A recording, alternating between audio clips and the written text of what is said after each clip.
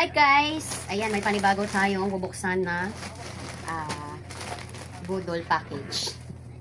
Ayan, so syempre bago natin buksan, kailangan meron tayong video kasi no return, no exchange kapag walang video. Ganon.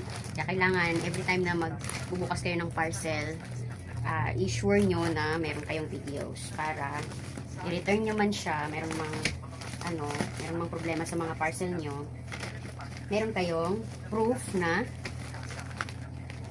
to. Basta yun, using video. Yan. Ano lang to guys, pagkain ng mga batuta. Kasi gusto nila ng baon araw-araw. So let's see. Binili ko to sa TikTok. Ayan. So meron ako dyan sa yellow basket. Yan, i-click nyo lang sa yellow basket guys. Sobrang mura lang nito guys. Tignan nyo naman ang laman. Legit. O, tignan nyo kung gaano kadami yung laman. Pero mga more on chocolate siya guys. Yan o. Ayan. Try tayo ng isa. Kanina may gunting. Hindi namin ang gunting. So, thank you kay seller. Ayan. So, kung gusto nyo magbili, pang baon-baon ng mga kids ninyo. Araw-araw. Makakatipid na kayo dito guys. So, tingnan natin. Try natin tong chocolate oats na to. Kung anong lasa.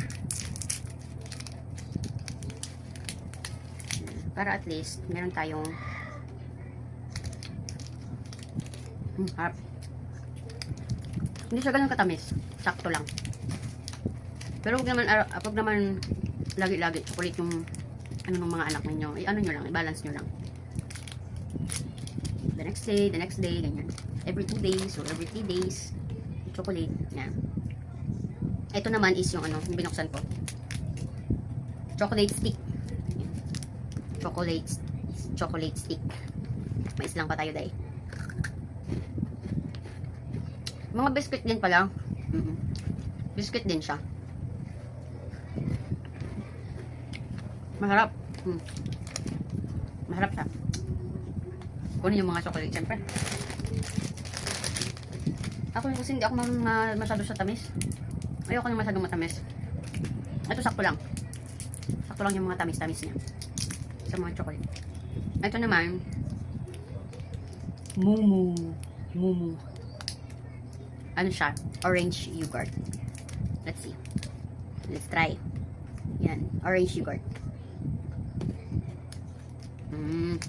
Lahat sila may mga biscuits inside. Tapos yung mga parang yung mga toppings na lang yung chocolate. Lasang chocolate, lasang strawberry din. Lasang orange. Ayan. Ito yung isa, yung binuksan ko. Meron pang pangalawa.